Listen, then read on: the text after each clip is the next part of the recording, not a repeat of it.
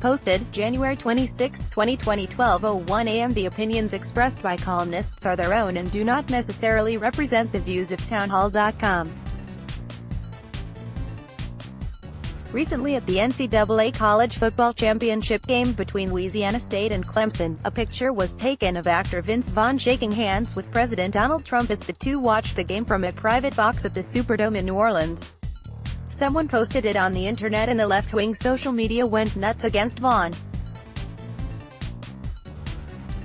How dare he humanize Trump? That was the mantra. When the left is this, their desire is to cancel a person. That means to attack and ruin the ability of the targeted individual to live life free of harassment and/or to make a living.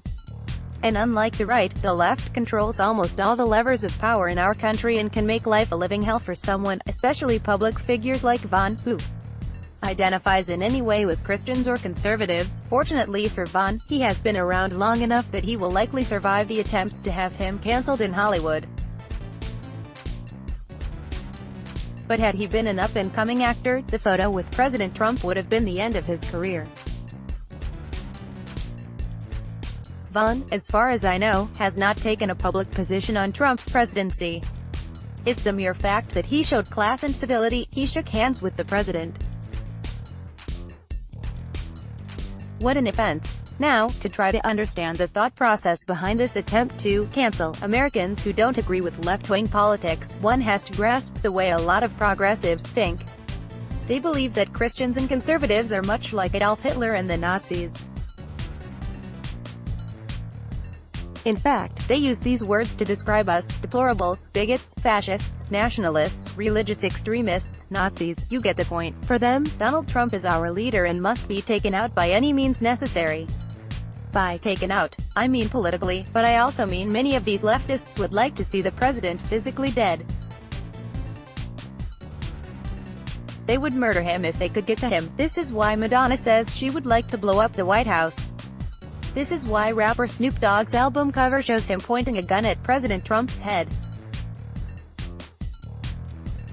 This is why comedian Kathy Griffin poses with a picture of herself holding up the bloody, decapitated head of Donald Trump. It is not limited to a hatred of the president either. Project Veritas recently videoed a Bernie Sanders staffer saying that after Sanders wins the 2020 election, it would be necessary to re-educate Trump supporters. He went on to say that Soviet gulags weren't really that bad and were actually meant for, like, re-education. He cryptically added that this is what Sanders is really talking about when he touts free education for everybody. These are just several examples that come to mind. In Hollywood or with corporate America, there is no price to pay for such hateful behavior. On the contrary, they are applauded and rewarded.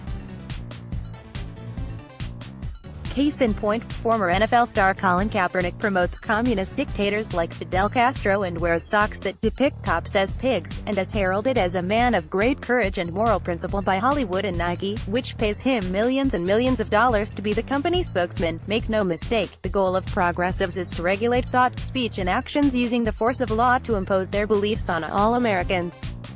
Now, they are not in a position to do that quite yet, but that is their objective. In fact, one of the reasons they are so angry now is that President Trump has appointed 187 conservative federal judges and 2 Supreme Court justices, thereby reshaping the federal bench. When Trump was elected in 2016, this threw a major monkey wrench into their plans to have Hillary Clinton appoint judges who would allow Christians and conservatives to be targeted for fines, imprisonment or banishment in the name of ending hate and inequality, or saving the planet, or stopping gun violence. To be honest with you, it is quite scary. The progressive elite doesn't believe much in debate, discussion or respecting the beliefs of others. No, they think we are Nazis and need to be stopped again, by any means necessary. Who knows how successful they will be? One thing is certain, now more than ever, with the help of God, Christians need to be engaged in politics and government to help save and restore the America we have known and loved for our children and grandchildren. This column first appeared on American Family Association (AFA) blog site, The Stand.